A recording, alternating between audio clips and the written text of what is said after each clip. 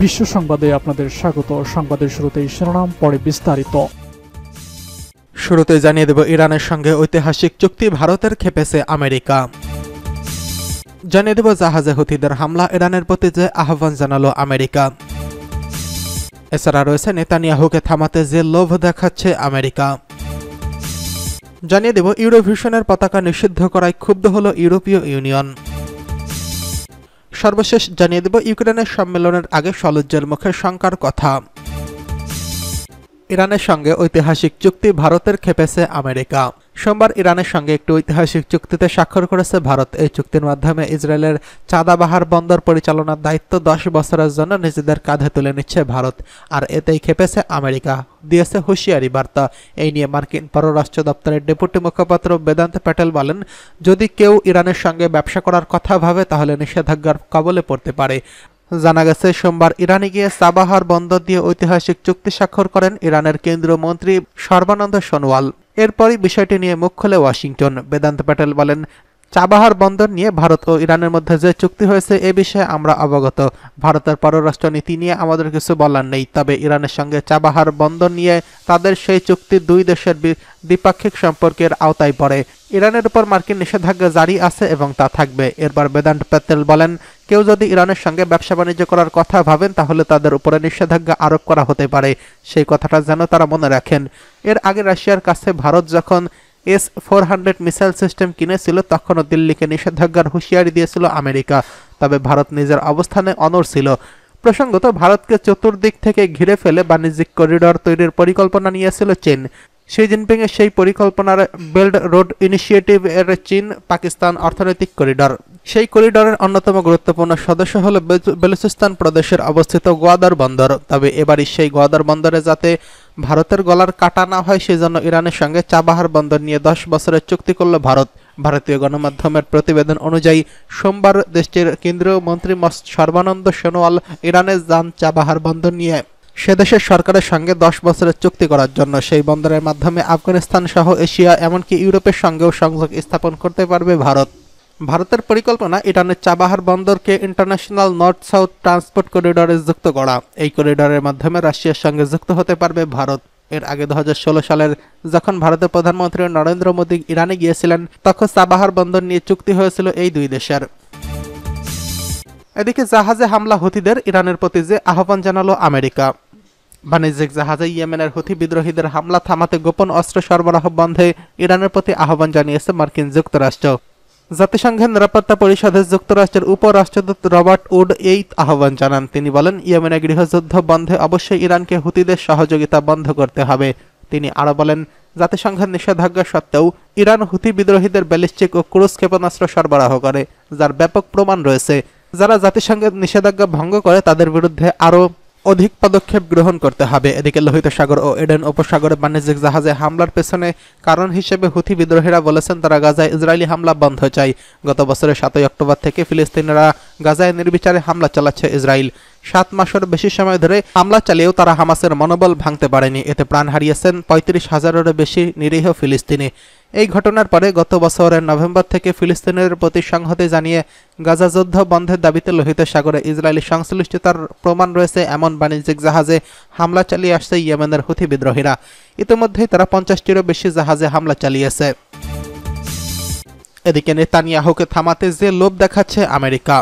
আন্তর্জাতিক আদালতে গণহত্যা ও যুদ্ধ অপরাধের অভিযোগ থেকে ইসরায়েলকে রেহাই দিতে এমন কোনো চেষ্টা নেই যা করতে বাকি রেখেছে যুক্তরাষ্ট্র। এমনকি আন্তর্জাতিক অপরাধ আদালতেও তেল আবিবের পক্ষ হয়ে লড়ছে ওয়াশিংটন। সর্বশেষ এমন দায় থেকে নেতানিয়াহুকে রক্ষা করতে গাজা সীমান্তবর্তী শহর রাফাতে অভিযান চালাতে ইসরায়েলের কঠোরভাবে নিষেধ ছিল বাইডেন প্রশাসন। শুধু তাই নয়, এর বিনিময়ে ইসরায়েলি এই নেতাকে দেওয়া হয়েছিল লোভনীয় প্রস্তাবও। টাইমস অফ ইসরায়েল এক প্রতিবেদনে বলা হয়, গাজায় সীমান্তবর্তী শহর রাফাতে স্থল অভিযানের পরিকল্পনা বাদ দেওয়া হলে ইসরায়েলকে হামাস নেতাদের অবস্থানে গোয়েন্দা তথ্য সরবরাহ করবে যুক্তরাষ্ট্র। সংশ্লিষ্ট 4টি সূত্রের বরাত দিয়ে যুক্তরাষ্ট্র ভিত্তিক সংবাদ মাধ্যম ওয়াশিংটন পোস্টের বরাতে এই তথ্য দেওয়া হয়েছে। প্রতিবেদনে বলা হয়েছে, ইসরায়েল যদি রাফাতে সামরিক অভিযান স্থগিত করে তাহলে তাদের গোয়েন্দা তথ্য দিয়ে সহায়তার প্রস্তাব দিয়েছে যুক্তরাষ্ট্র। প্রস্তাবে রাজি হলে ইসরায়েলকে হামাস নেতারা গোপনে আস্তানা ও গাজায় তাদের গোপন সুড়ঙ্গ নিয়ে তথ্য দিয়ে সহায়তা করবে ওয়াশিংটন। এ সময় ইসরায়েলের অব্যাহত হুমকির মুখে রাফা থেকে পালিয়ে যাওয়া ফিলিস্তিনিদের জন্য বড় একটি আশ্রয় শিবির স্থাপনে সাহায্যেরও প্রস্তাব দিয়েছে বাইডেন প্রশাসন। এছাড়া মানবিক ত্রাণ সহায়তা দেওয়ার জন্য অবকাঠামো নির্মাণে সাহায্য করবে তারা। বাইডেন প্রশাসনের এক ঊর্ধ্বতন কর্মকর্তা জানান, ইসরায়েলের মুখে রাফায় প্রায় 10 লাখ ফিলিস্তিনি আশ্রয় নিয়েছেন। ইসরায়েলের যুক্তরাষ্ট্র প্রতিশ্রুতি দিয়েছে যে এর মধ্যে অন্তত 8 লাখ ফিলিস্তিনি রাফা থেকে অন্যত্র না যাওয়া পর্যন্ত তাদের সেনারা রাফায় ঢুকবে না। গত বৃহস্পতিবার হোয়াইট হাউসে জাতীয় নিরাপত্তা পরিষদের মুখপাত্র জন কির্বি ব্রিফিংয়ে ইসরায়েলকে যুক্তরাষ্ট্রের দেওয়া এই প্রস্তাবের ইঙ্গিত পাওয়া গেছে, যদিও ওই দিন মার্কিন ওই কর্মকর্তা জানান যে এরই মধ্যে ইসরায়েলকে এই ধরনের গোয়েন্দা তথ্য সরবরাহ করেছে ওয়াশিংটন। সম্প্রতি বাইডেন প্রশাসনের 2 কর্মকর্তা টাইমস অফ ইসরায়েলকে জানান, হামাস নেতা ইয়াহিয়া সিনওয়ার রাফায় কোনো গোপন আস্তানা নেই। তিনি গাজার খান ইউনুস এলাকায় ভূগর্ভস্থ সুড়ঙ্গে আছেন। ইসরায়েলের প্রধানমন্ত্রী বেঞ্জামিন নেতানিয়াহু কয়েক মাস ধরেই গাজায় বড় ধরনের স্থল অভিযান পরিচালনার ঘোষণা দিয়ে আসছে। যুদ্ধকালীন মন্ত্রিসভা মনে করে হামাসকে পরাজিত করতে এই অভিযান অপরিহার্য। হামাসের অবশিষ্ট 6টি ব্যাটালিয়নের মধ্যে 4টি এখন রাফাতে সক্রিয় বলে মনে করছে ইসরায়েল। ইউরোভিশনের পতাকা নিষিদ্ধ করায় ক্ষুব্ধ হল ইউরোপীয় ইউনিয়ন। সুইডেনে ইউরোভিশনের গানের প্রতিযোগিতার ফাইনালে ইইউ এর পতাকা নিষিদ্ধ করা হয়েছে। ইইউ এর মতে এই সিদ্ধান্ত অসঙ্গতিপূর্ণ। সুইডেনের মালমোতে ইউরোভিশন সং কন্টেস্ট হচ্ছে, সেখানে প্রতিযোগিতার ফাইনালে ইইউ এর পতাকা রাখতে দেওয়া হচ্ছে না।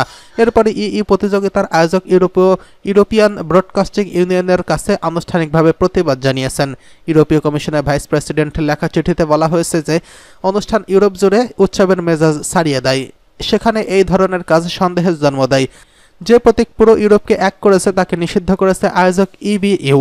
ইউরোপীয় কমিশন বলছে তারা আয়োজকদের সঙ্গে খোলাখুলি আলোচনা করার পরিকল্পনা করছে। ইইউ এর দাবি, ইউভি স্পষ্ট করে জানিয়ে দিক এই সিদ্ধান্তের পিছনে কোনো যুক্তি কাজ করছে। এই কাজের জন্য কে দায়ী তা হবে তাকে চিহ্নিত করা হোক। চিঠিতে ইউরোপীয় কমিশনের ভাইস প্রেসিডেন্ট বলেন, এরপর মনে হচ্ছে কেন বা কার জন্য এই গানের প্রতিযোগিতার আয়োজন করা হয়েছে। ইইউ এর পার্লামেন্ট নির্বাচন 1 মাস আগে এই ঘটনা ঘটায় তা আরও বেশি গুরুত্ব পাচ্ছে। এদিকে শনিবার ইউরোভিশনের ফাইনালে 25টি দেশের প্রতিযোগীরা থাকছেন, কিন্তু সবচেয়ে বেশি বিতর্ক হচ্ছে ইসরায়েল প্রতিযোগীর অংশগ্রহণ নিয়ে। ইবিইউ জানিয়েছে যারা টিকিট কেটেছেন তারা নিজের দেশের পতাকা নিয়ে আসতে পারবেন বা এলজিবিটিকিউ প্লাসের 7 রঙা পতাকা নিয়ে আসতে পারবেন।